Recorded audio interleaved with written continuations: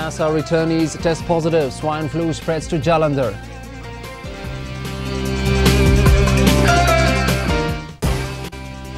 TR is on the verge of split. KCR supporters assault rebel leader Ravindra Naik.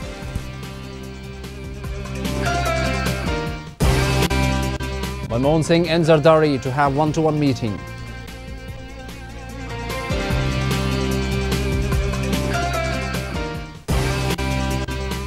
Sania improves in WTA singles ranking, jumps 20 places.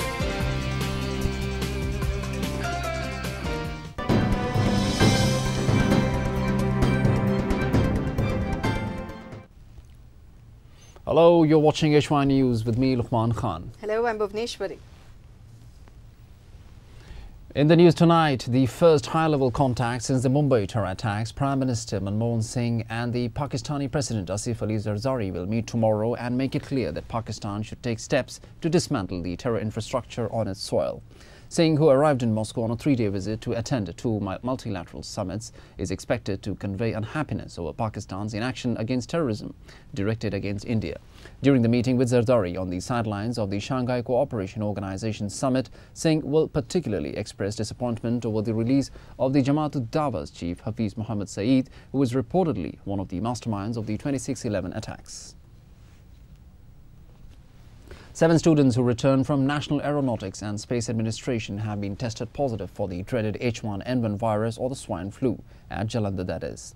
This has taken the swine flu cases in India to 30. Earlier in the day, 9 students who went on the educational trip were quarantined at a hospital here after they showed symptoms of the disease, and that's in Jalandhar.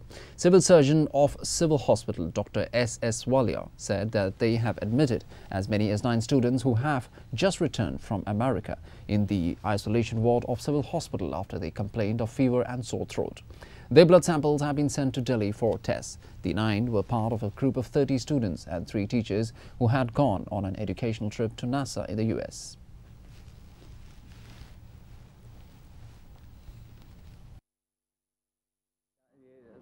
School के बच्चे जो NASA की training करने USA गए थे, उनमें से एक बच्चे को उन्होंने फीवर था, जो सिम्टम थे इसके swine flu.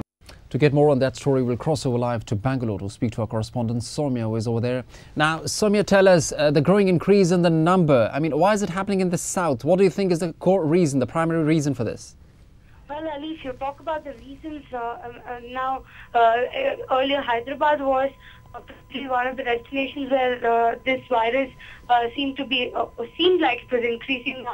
Bangalore seems like the next destination. Let me tell you, only today 11 cases have been reported, suspect cases have been reported at the Rajiv Gandhi Institute of Chest Diseases.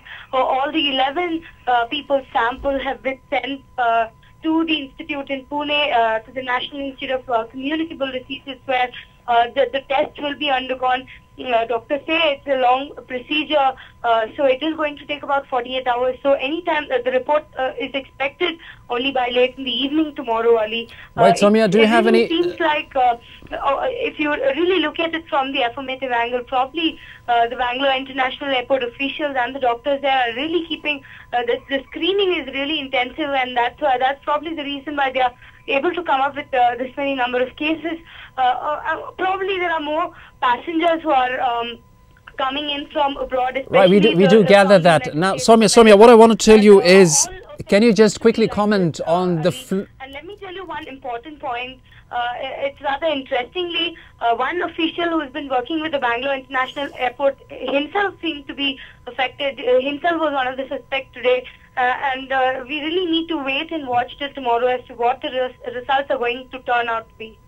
Right now, Soumya, what I've been wanting to ask you is, now what's the reaction of the public out there? We are being told that they're under the severe grip of a fear of the swine flu. Is that true?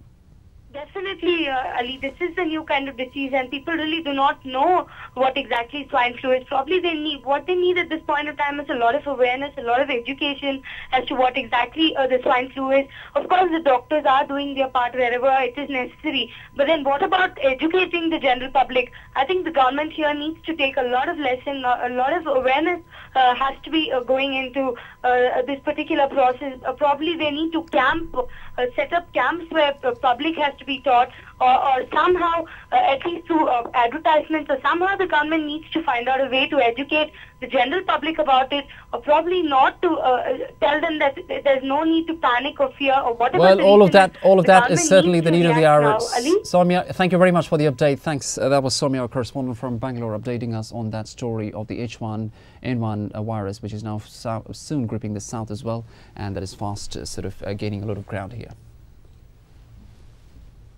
In other news, the Telangana Rashtra Samiti, the TRS, had it coming all along. The moment the results of the recent general elections were announced, there was an indication that the TRS house was not in order. The crisis in the party deteriorated as a senior rebel leader who came to attend the emergency meeting of the party's state executive committee was roughed up by the roused loyalists. Today's open rebellion may prove the tip of the iceberg. And that is bad news for Rao in general and TRS in particular. Time will tell, actually, if the state will ever be created. We'll have to wait and see. Well, we'll slip into a very short break at this point. We will return with more news after this break. Do stay tuned.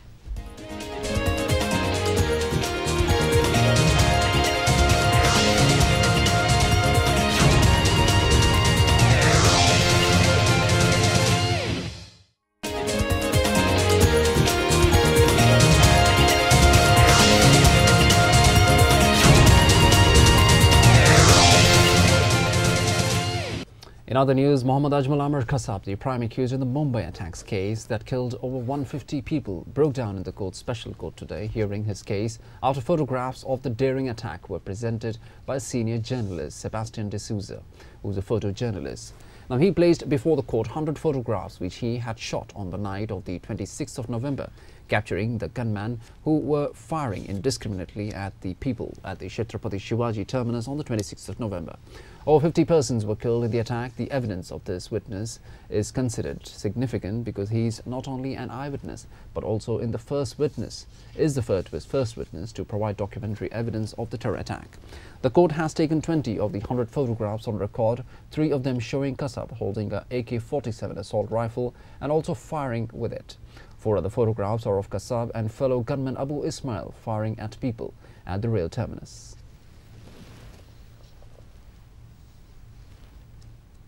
In other news, Andhra Bank has tied up with the Bank of Baroda and the Indian Overseas Bank to expand its global base. As part of the tie-up, the three has set up a joint venture which will have a full-fledged operation in Malaysia as well. Andhra Bank Chairman and the Managing Director R.S. Reddy said in Visakhapatnam that the bank has proposed to expand its business network in the country and abroad. Under this expansion plan, it will open 121 branches in different cities. Of the 121 branches, 8 would be opened in Andhra Pradesh. 3 different types of software in which we used to operate. We had a branch banking where computerized, we had a cluster computerization, and some are non-computerized branches, which was hindering our effort to introduce new products. So what? In other news, the Kerala government banned merchandise fishing during the breeding season. The ban of 47 days on the thousands of merchandise trawlers during the prime fishing period will come into effect from tomorrow. Chief Minister V.S. Jyotinandan said that it will help in the breeding of the fish and save the marine system in the ocean.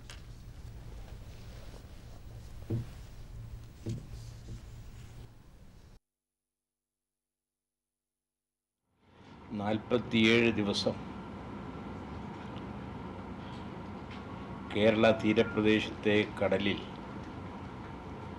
Trawling നിരോധനം ഏർപ്പെടുത്തുന്നതിന് തീരുമാനിച്ചു. We'll take another very short break at this point. We've got more news, but after the break. Do stay tuned.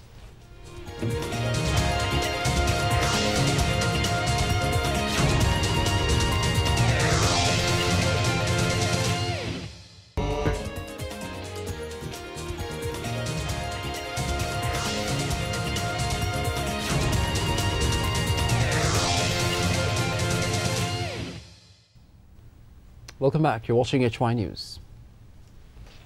And now for some news from the World T20 Cup.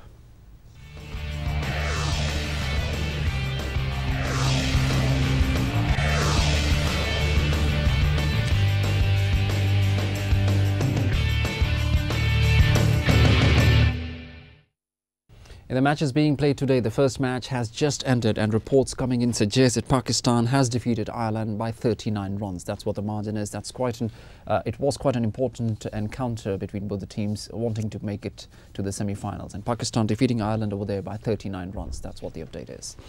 Right, it's about India now. Indian captain MS Dhoni apologized to the Indian cricket fans after crashing out of the ICC 2020 Championships on Sunday. He, however, rejected suggestions that exhaustion from playing too many games caused the failure of his top batsman. He said he was sorry for what happened, but the team gave its best. Dhoni denied repeated suggestions that Indian players were exhausted from playing too many matches in the Indian Premier League. Dhoni said it is a demanding format because matches are played at different venues. He said Indians did not play to its potential.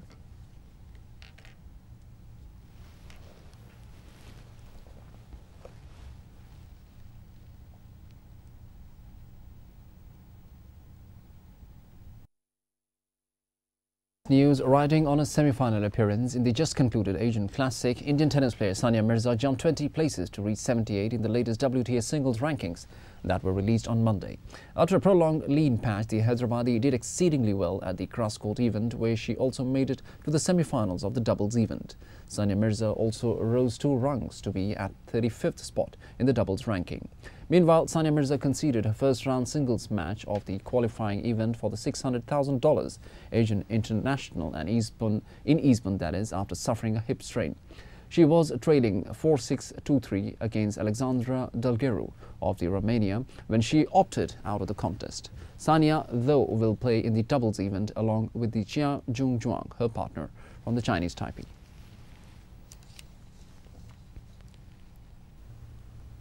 Well, that is all we have time for now. Thank you very much for watching.